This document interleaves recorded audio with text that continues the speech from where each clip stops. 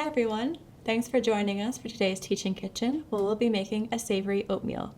I'm Ashley, and this is Anna, and we're dietetic interns with NL Health Services.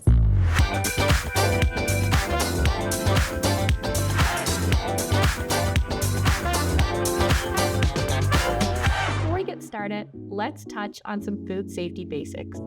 If you have long hair, tie it back so that it's out of the way to avoid any hair falling into your food. Next is to make sure to wash your hands and then sanitize your workstation and equipment. I'll also be using a cut glove today on my left hand, which is my non-dominant hand, to help prevent it from any little slips or trips from the knife. I'll also be wearing a disposable glove over top to avoid any cross-contamination. Lastly, I placed a damp kitchen towel underneath my cutting board, which is a great way to keep it from sliding around on the countertop while I'm chopping. By the end of the class, you will learn how to make a savory version of oatmeal, how to peel and mince fresh ginger, the benefits of fiber, and choosing to cook with whole grains. We are going to prepare a delicious savory oatmeal that you can make and eat for any meal. Today we will need garlic, ginger, mushrooms, spinach, vegetable broth, butter, and oats.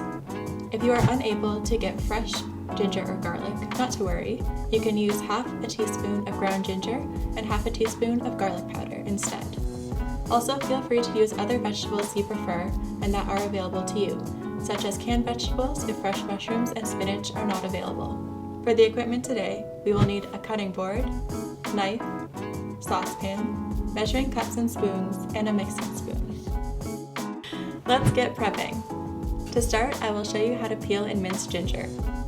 First, we are going to start by peeling the ginger with a spoon rather than a knife. This is because the skin on the ginger root is actually very thin, so by using a spoon to scrape the skin off, we are preventing food waste and using as much of the ginger root as we can.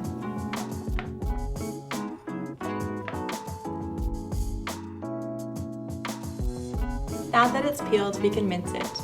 You'll see that I have a cut glove on my non-dominant hand or the one holding the ginger. This just helps protect my hand from any slips with the knife.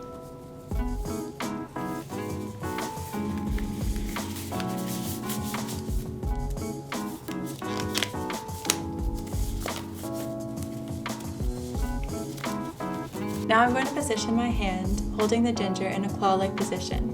This is a great habit to develop because it helps prevent cuts to the fingers. I'll go ahead and thinly slice the ginger lengthwise.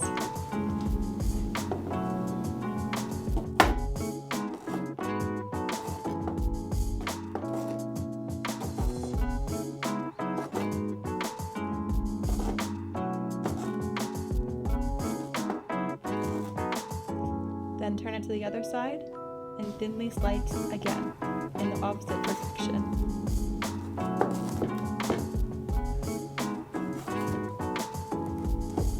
Then I'll rock my knife back and forth over the ginger to mince it into even finer pieces.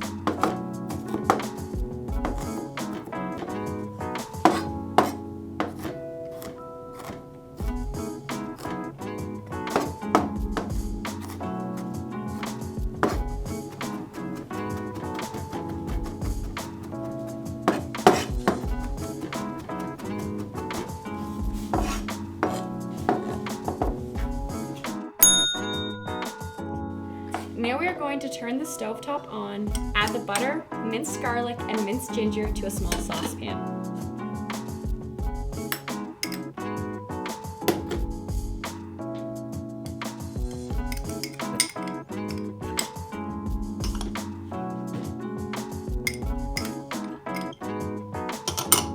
Sauté this mix over medium heat for 1 to 2 minutes.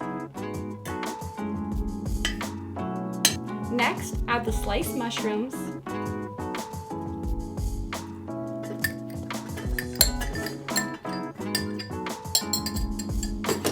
and continue to sauté for a few more minutes or until the mushrooms have wilted a bit.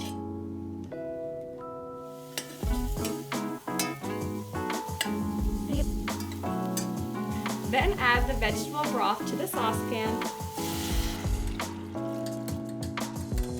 Turn the heat up to medium-high and bring the broth to a boil. One of the reasons the savory oatmeal is such a great recipe is because it's a source of whole grains and fiber. Oats are a whole grain, and the vegetables added in the oatmeal have fiber. Fiber is found in vegetables and fruits, beans, lentils, peas, soybeans, nuts and seeds, and whole grains. Eating foods higher in fiber can also help lower your risk of stroke, colon cancer, heart disease, and type 2 diabetes. Add in the spinach.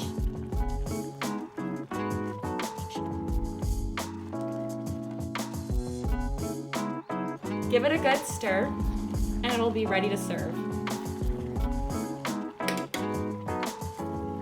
If you want to add some more protein to this recipe, you can serve it with an egg or two. You can cook the egg however you like it and place it on top of the oatmeal or serve it on the side. You can also double this recipe if cooking for a larger family. And if you have leftovers, they can be stored in the fridge in an airtight container for up to 4 days.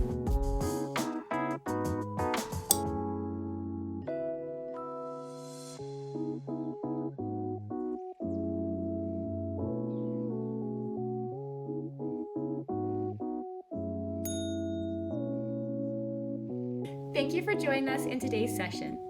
We hope you enjoyed learning about how to make a savory version of oatmeal, how to mince fresh ginger, the benefits of fiber, and choosing to cook with whole grains. If you make this recipe at home, feel free to take a picture to share with your family and friends. Post on social media as well if you like to show off your skills. Use the hashtag #TeachingKitchen to accompany your post so we can see it as well. Thank you for following along and have a great day.